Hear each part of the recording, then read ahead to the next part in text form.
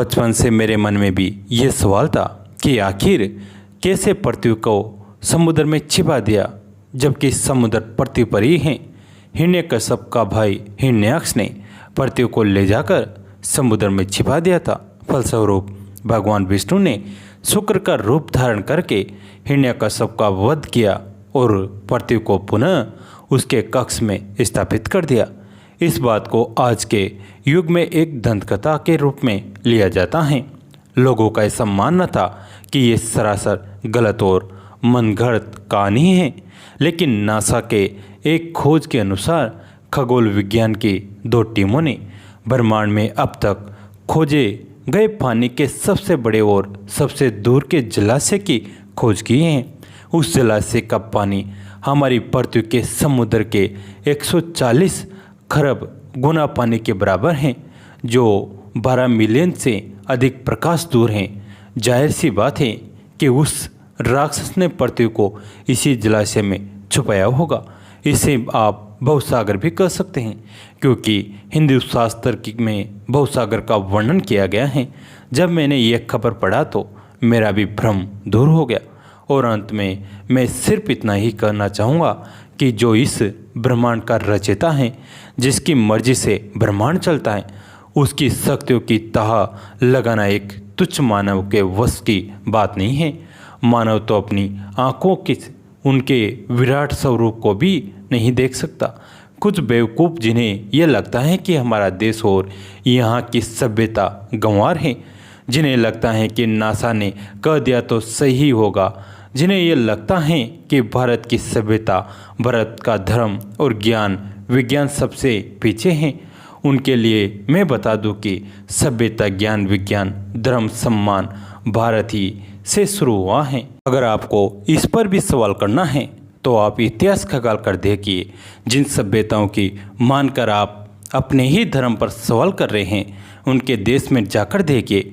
उनके भगवान तथा धर्म पर कोई सवाल नहीं करता, बल्कि उन्होंने अपने धर्म का इतना प्रचार किया है कि मात्र 2000 साल में ही आज संसार में सबसे ज़्यादा ईसाई हैं।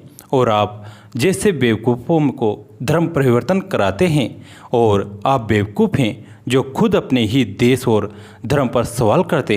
अगर उनकी तरह आपके भी पूर्वज बंदर थे तो आपका सवाल करना तथा ईश्वर का तर्क करना सर्वदा उचित है। कौन होता है नासा जो हमें यह बताएगा कि आप सही हैं या गलत? हिंदू धर्म कितना प्राचीन है, इसका अनुमान भी नहीं लगा सकता नासा। जब इंग्लैंड में पहला स्कूल खुला था, तब भारत में लाखों गुरुकुल थे और लाखों साल पहले 4 वेद और 18 पुराण लिखे जा चुके थे। जब भारत में प्राचीन राजप्रथा चल रही थी, तब ये लोग कपड़े पहनना भी नहीं जानते थे। तुलसीदास जी ने तब सूर्य के दूरी के बारे में लिख दिया था, जब दुनिया को दूरी के बारे में ज्ञान ही नहीं था। खगोल शास्त्र के सबसे बड़े वैज्ञानिक आर्यभट्ट, जो भारत के थे, उन्होंने दुनिया को इस बात में से अवगत कराया था कि ब्रह्मांड क्या है, पृथ्वी का आकार और व्यास कितना है। और आज अगर कुछ मूर्ख विदेशी संस्कृति के आगे भारत को झूठा समझ रहे हैं, तो उनसे बड़ा मूर्ख और द्रोही कोई नहीं हो सकता। ये अपडेट करना आवश्यक हो गया था। जिनके मन में ईश्वर के प्रति शंका है, जो वेद और पुराणों को बस एक मनोरंजन का पुस्तक मानते हैं, उनके लिए शास्त्र कहता है भगवान विष्णु के प्रति प्रीति नहीं रखने वाला अस्नेही या विरोधी, इसे ईश्वर विरोधी भी कहा गया है। ऐसे परमात्मा विरोधी व्यक्ति मृतक के समान हैं। ऐसे अज्ञानी लोग मानते हैं कि कोई परम तत्व ही नहीं है। जब परम तत्व है ही नहीं, तो यह संसार स्वयं ही चलायमान है।